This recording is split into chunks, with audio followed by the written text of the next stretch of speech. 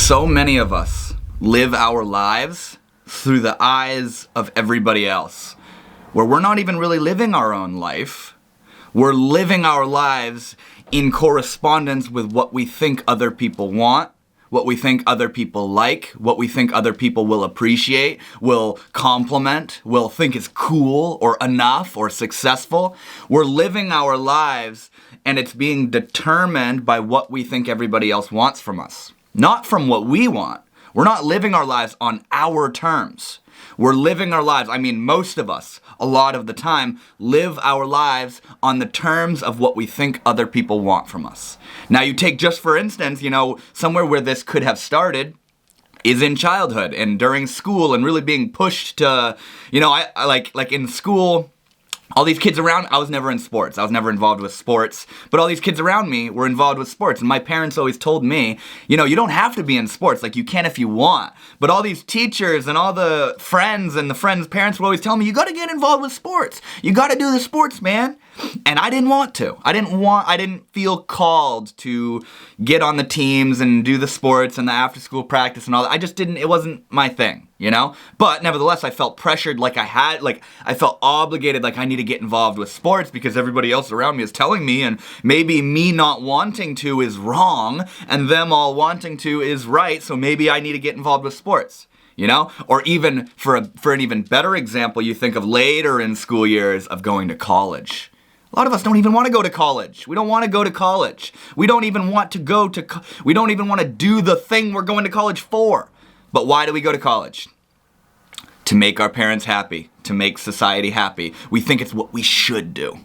Well, if I don't go to college, everybody's going to think I'm a loser, and my parents would not be happy if I didn't go to college. And we go to college because we feel obliged to. We go to college because we feel like we should.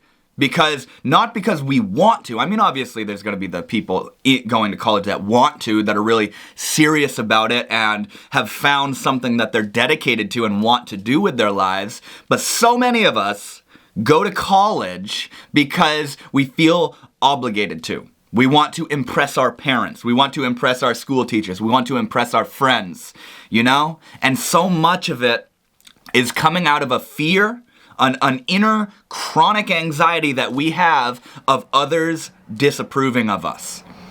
You ever noticed how if you don't think you're attractive, compliments, you're immune to compliments. They don't do anything.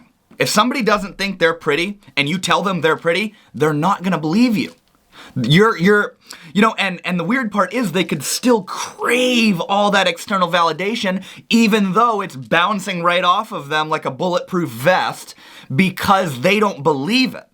They don't believe it, so the next best thing to not believing it is other people telling them constantly. But see, if you don't believe it, if you don't think you're attractive, if you don't think you're good enough, if you don't think you're worthy, if you don't think you're able, and somebody comes in and says, hey, you're worthy, you're able, you're attractive, you're not gonna believe them. You're not gonna believe them because belief and true validation doesn't come from the outside. Somebody can't make you feel beautiful. You gotta know that yourself. And see, when somebody compliments you and it does make you feel beautiful, it's reminding you of something that you already know to be true within yourself. That's the fun and the excitement in external validation. And external validation is cool, but what it is a reminder of something you know within yourself.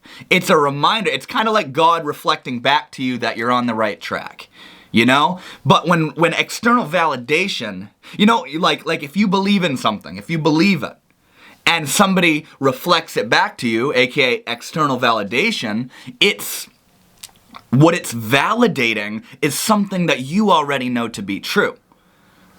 Your sense of worth and value isn't hinged upon external validation, but rather, like I said a minute ago, it's almost like in that instance, external validation is a reflection back to you of that which you already know to be true. But the problem comes in when we are devoid and deprived of that sense of value, meaning, purpose, beauty, joy, direction ourselves, and are seeking it on the outside.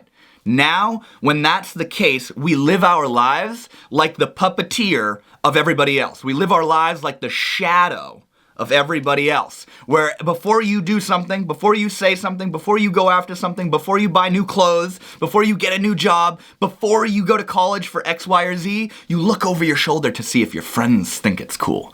You look over your shoulder to see if your coworkers or your colleagues or your parents or your partner or everybody else around you thinks it's cool. Before you do something, you sort of ping off of everybody else and culture and media and, you know, what's popular and the trends and all this stuff. You look at everybody else and you look at everything else and say, should I do this? Does this line up with what everybody else is doing? Because God forbid I trust myself. God forbid I go in my own direction. That's scary. People might not approve of me if I go in my own direction. People might not think I'm on the right track if I go in my direction. So what I'm going to do is I'm going to, like I said in the beginning, live my life through the eyes of everybody else. You ever, you're like walking down a hallway or something and there's all these people behind you and you feel like they're looking at you? Or you're walking in public and you feel like everybody's judging you and looking at you? That's a reflection of where you're coming from. That's a reflection of how you feel. You're judging. You think everybody's looking at me. In psychology, it's called the imaginary audience. And we all experience it to some degree. Some probably more so than others. But nevertheless, we all have this feeling that everybody's looking at us. And what that pressure does is it builds up this anxiety and paranoia to pull ourselves together. We have to walk cool, we have to look cool, we have to have a nice stride, we have to speak eloquently, we have to look good, we have to be funny, we have to be charming. We gotta be all this stuff because everybody's looking at us. It's like being out on stage fright, you know? I've experienced stage fright, you've probably experienced stage fright before in your life, where you get in front of all these people and it's like, you know what I mean? Sometimes on my YouTube lives, I can feel this, like my YouTube live streams, I'll feel this moment. There's like 20, 30 people sitting there, nothing's in the chat, and I'm just like, what now? You know what I mean? All these people watching me. What am I gonna do? You know? And we get this feeling that we need to perform. We need to act. We need to like be something for everybody. But the funny part is, everybody's feeling that. So if you get a group of people in a room and every single one of them thinks that everybody else is like paying attention to them, making sure they're being good enough, they're all sitting there paranoid about the same thing. And what this does is it only interferes with you. All it does is interfere with your natural and organic character, your organic being, which is the most attractive being. And that's kind of what I'm trying to point you back to in this video, is that the most successful you, the most intelligent you, the most eloquent and socially skilled you, the most attractive you is the you prior to the trying to be part of you. The part of you that's trying to be cool, trying to be charming, seeing what everybody else thinks of what you do, trying to impress people, trying to be funny, trying to be the trier is the least attractive part of you. Because what that's saying in a roundabout way is, I don't trust who I am enough to live my life on my own terms. I'm so insecure with who I think I am that I need all of you to tell me who I should be. That's what it's saying. When you live in the realm of the trier, the one who's trying to be all this stuff for whoever, I must add as well, that is the least attractive thing you can do. Now, this isn't about being attractive. This is about being genuine. This is about being authentic. And it's not, trust me, being attractive and magnetic is not the only perk to being authentic. The true perks of authenticity are no more pressure. You don't care what everybody else thinks. You know how exhausting it is to wake up and live your life on the terms of everybody else? Okay, so I had this experience a couple weeks ago. I was at work and it was lunch break and I was sitting out on the grassy hill. And these coworkers of mine were walking by.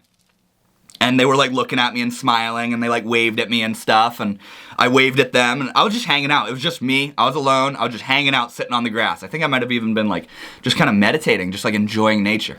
And they walked by me, and then the next day, one of the people that walked by me in that group, he's like, "Dude, you look so lonely up there." And it like took me by surprise. I was like, "No, dude, I wasn't lonely. I was having a blast, like just hanging out." And I got, like after the fact, I walked away and I like got triggered about it. I was thinking about it and I was like, damn, like they think I look lonely. I need to prove to them that I'm not lonely. Because if they think I'm lonely, that means that I'm not good enough. And here, I need to like do something to make them think that, no, I'm not lonely. Should I hang out with a group of people? Should I go hang out with my other coworker? And then all of a sudden it clicked. I was like, no. Like, what am I doing, dude? I'm not lonely. I'm sitting up here enjoying myself. And that guy saying that to me, "You look so lonely." What that was, at first, I sort of pinged off of him, and because he said, he's like, "You look so lonely." Because he said that, I thought, damn, I must be lonely. Am I lonely? And I got all paranoid and confused and all this stuff. But then it came to a screeching halt, and I realized, wait, no. What's going on is he's projecting onto me. And what he's saying is, if I were sitting up there on the hill alone, I would be lonely. That's what that is. Because I'm sitting there, I'm just hanging out. I'm just being myself. I was enjoying myself, enjoying nature and the blossoming of spring and my lunch break and just being able to hang out. And that got projected onto me. But the important part here is not necessarily the projection, but the fact that it triggered me. The fact that it made me feel like I need to do something to get out of it. How can I prove to them I'm not lonely? Because I can't, God forbid they think I'm lonely. I need them to think I'm this awesome, amazing, well put together person who's like got it all together, God forbid I can't have them thinking I'm lonely, It's so wild. The stress and the mental gymnastics we will run ourselves through, all to try to impress somebody who's not even you. Think about every single day how much you think of you. I'm hungry. I want to do this. I don't want to do that. I'm going to go to the bathroom. I'm going to go do this. I'm tired of that. I'm going to do this. I'm this. I'm this. I, me. What do they think of me? Oh my God, am I cool enough? Did they think that was weird? Oh my God, they're probably thinking of me. In the same way I described the imaginary audience, everybody is thinking like that. I, me. We don't have time to think. People don't have time to think about you to the extent that you're thinking about you. I have this friend Jake, and I forget what it was exactly we were talking about, but he was talking, I think we were talking about, social anxiety and people judging you and stuff. And I told him, I was like, bro, nobody thinks about Jake more than Jake thinks about Jake. Nobody thinks about you more than you think about you. And because you occupy the seat of yourself, of your independent, subjective self, you think you can't help but think everybody else is feeling the way you're feeling. So if you think you said something weird, you're gonna think, oh my God, they all think I said something weird. They're all gonna think I'm weird, If you do something that you think wasn't too smooth, you're gonna think everybody's gonna pick up on it, But people's perspective of you is independent of you. It's not in your control, and this is why it's so futile to live as though that's the case. You're determining and basing your worth and your value off of a perspective that is completely out of your control. That's like saying, I'm only happy and I'm only good enough if there's no clouds in the sky today. So you wake up in the morning and you peer outside and there's clouds in the sky and you go, oh, I'm not good enough, man. Shit. I'm not good enough. There's clouds in the sky. And then when the clouds clear up, you go, oh my God, I'm good enough. There's no clouds. Yes, I am enough. I knew it. And then the clouds come back. Oh, that's what it's like to live your life on the terms of everybody else besides yourself. People and their perspectives are like weather. It's not up to you. It's out of your control. You shouldn't bother yourself with it. And also, talking in the same sense of weather, when it's sunny, that's cool. But when it's rainy, you should still find a way to live your life happily and in a fulfilled way. Go dance in the rain, man. When people are judging you, don't worry about it, man. Don't worry about it. This is why it's so important to work on yourself, to inquire into yourself, and to discover the parts of yourself that need working on, that need reflection, that need transformation. Because here's the thing. When you're living your life to the best of your ability, other people's judgment and criticism, so long as it's not like constructive criticism, and also there's a feel to it. It'll be different. When you can tell when somebody's there for you and when somebody's just judging you. But what I'm saying here is when you're leading a life of authenticity and working on yourself and putting in the time, when somebody judges you and criticizes you, it doesn't matter. That's their problem. It's not for you to fix. It's not for you to concern yourself with. When somebody judges you and you like engage with it, you're coming out of the vibration that they're judging, which is your positivity, and you're sort of equalizing with their negative shit. Why would you do that? When you're having a good time and somebody says, "Why are you so happy?" or just brings you down in some kind of way, and you rebuke, you bounce back, and you fight fire with fire, and you get all snarly inside and fight back with them, you've just ruined your own mood. And you may feel inclined to say that they ruined your mood, but no, they are like weather. They are like weather, and what you did, you had a condition within you that when the weather is like this, I don't feel good inside. When it's rainy, I'm not happy. So rainy weather came your way, and well, that triggered the condition within you. That was the prerequisite to feel like crap within you. But the idea here is to pull back into yourself. It's called, I've heard it called the frame technique. There was this beautiful, demonstration done. I don't know exactly where and when or whatever, but what it was this lady was on stage and she was in front of a bunch of people. And what she said, she told everybody in the crowd, she said, "Everybody, send your energy to me. Send all your energy to me." So everybody in the crowd, metaphorically and symbolically, projected their energy at this woman on the stage. And after a moment, the woman said, "All of you pushing this, projecting your energy at me, there's this repulsive effect. It's pushing me away. It's pulling me away." And then she instructed everybody, "I want all of you to bring your energy back into yourself. Bring all your energy back to you." And everybody in the crowd did so. And the woman on the stage described how everybody pulling their energy back into themselves had this magnetic drawing effect. And what that is in representation of is when I need you to tell me I'm good enough, when I look over my shoulder at you to see how, to determine how good my idea is, or if what I'm about to do is worth it, or if I have what it takes, or if I'm funny, or attractive, or cool, or good looking, or whatever, when I look at you and need you to tell me that I'm good enough, what I'm doing is I'm pouring all my energy to you. I'm abandoning myself and needing you to tell me that I'm good enough. And that has a repulsive effect. You ever had somebody that just needs your validation? Fishing for compliments? Asks you, "Should I do this? Is this a good idea? I don't know if I should do it. Should I do this?" Obviously advice is one thing, but you know what I'm talking about? The kind of person where it's dude, can't you come up with it yourself?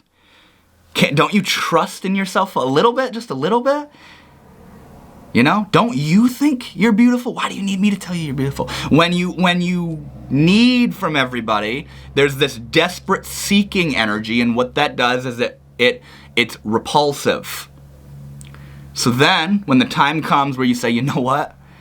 I'm gonna live my life on my own terms. I don't need everybody else to tell me I'm good enough. I don't need somebody to tell me my idea is worth acting on. I don't need somebody to tell me what job I should have or what line of clothing and apparel I should wear. I don't need somebody to tell me I'm good looking. I don't need somebody to tell me I'm funny. I don't need somebody on the outside to say that what I'm doing is worth doing. I'm going to do it anyway. I like my style. I know that I'm beautiful. I know that I'm good looking. I know that I'm carrying myself in a good way. I know that this idea is worth acting on.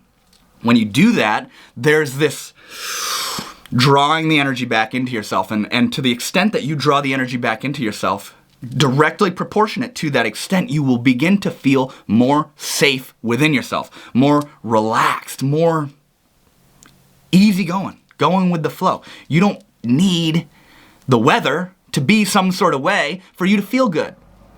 You're good whether it's rainy, sunny, overcast, tornado, it doesn't matter. You're good either way.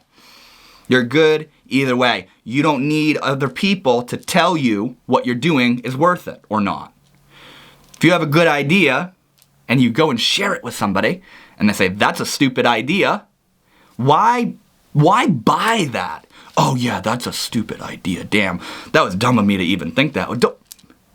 Bro, this is why people protect what they love.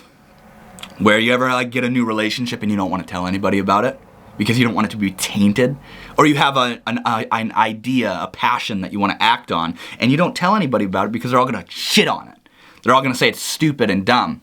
That's where this comes from, is that we know that we are greatly influenced by the perspective of others. So what we do is we hide how we feel. But I'm not going around and saying to boast and share everything you're going through. There's obviously a sense of privacy and,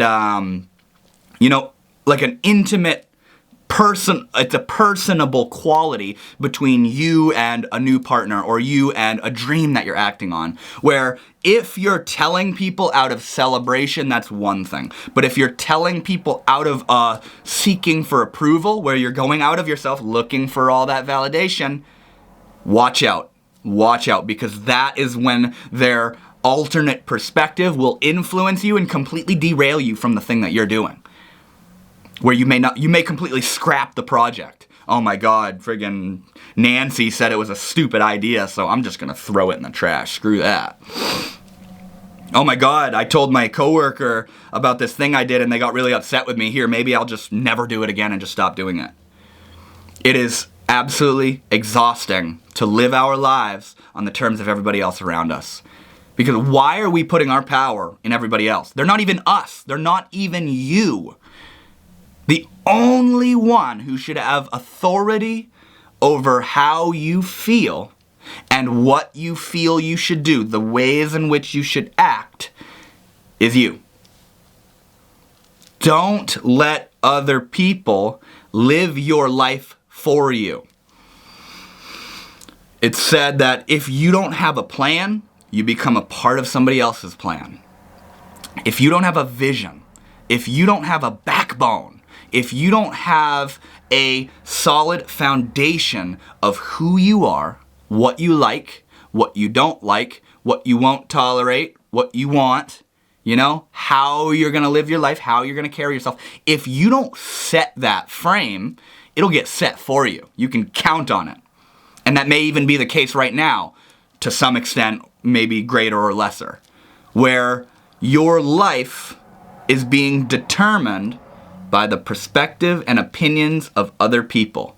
Other people who, let me remind you, aren't even you. Your life is being lived not by you, but by other people. Because you've hinged your sense of value and worth off of other people's opinion. It's called pinging, social pinging. You look out, is this good? Should I do this?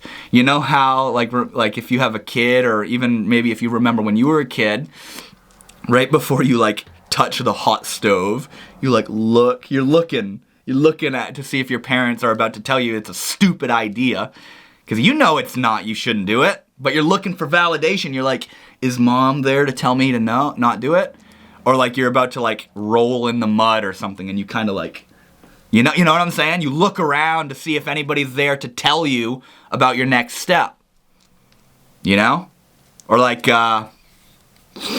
if you're in an argument with somebody and they're just being absolutely outrageous, you know, completely disagreeable and combative and just closed-minded on this stuff, and you're so like taken back that you're like, are you guys getting this? Like, do you hear this person right now? I literally did that just a month or so ago. Like, there was an argument I was having with this person, and what they were saying was so like outlandish that I like looked around the room for some sort of imaginary validation. Like, I'm not the only one hearing this, right? You know? But we ping off of the outside so that it can like echo back to us validation. But and there's a healthy degree of this. There's a healthy degree of this where if you're gonna do something and you have a group of friends and you want to share it with them to see what they think, that's fine. But where it gets out of line is when you start living your life on the terms of everybody else in a way where you don't think you're valuable unless somebody tells you you're valuable. You don't think you're worthy unless you have people telling you you're worthy. You don't think your idea is good unless you have other people saying, that's a good idea. That's where it becomes toxic. That's where it becomes debilitating and exhausting to your day-to-day life. And that's where it gets bad, is when it's inhibiting your ability to live your life fully. There was this really funny story of it's called like Zumbak the Tailor or something. I heard Ramdas share it, how this guy he needed a suit tailored for him, a suit made for him for a wedding or whatever. He was getting married. And somebody said, yo, go to Zumbak. He's like the best tailor in town. So this guy goes to Zumbak the tailor and you know, Zumbak takes his sizes and all the stuff and measures the waist and the arms and the neck and everything and says, come back in 2 days or whatever. So the guy comes back in 2 days and Zumbak says, here's your suit, put it on. So the guy puts the suit on and it's absolutely like crooked as hell and like one arm's longer than the other and there's all this material down at the bottom and all this stuff. So the guy says like, Zumbak, like I appreciate you, man, but like this sleeve is like way too long. And Zumbak says, there's nothing wrong with the suit. It's the way you're standing. Stand like this. So the guy adjusts his posture and it fits. The sleeve is proper now. He's like, oh, okay. And then the guy's like, well, Zumbak, there's like all this bunched up material down at the bottom here. And like, you know, my wife hates it when there's all that excess material. And Zumbak says, it's not the suit, it's the way you're standing. Stand like this. So the guy adjusts himself and, okay, I guess that's fine.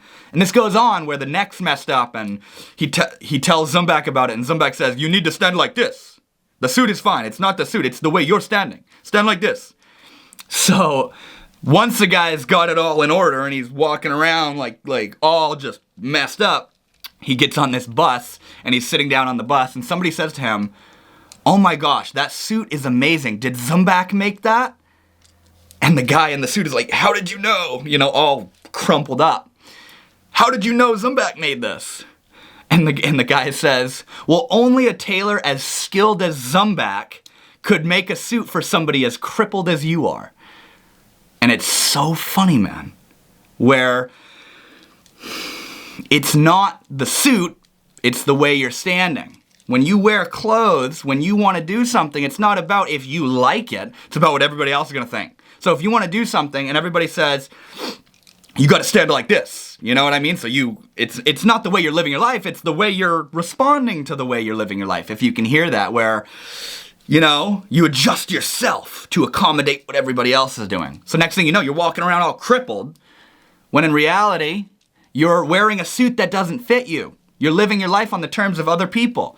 You're cramming yourself into a role that isn't good for you.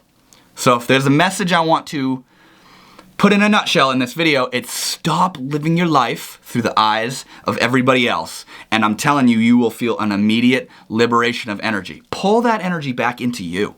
Pull that energy back into you and say, how do I feel about this? How do I feel about this idea? How do I feel about how I look?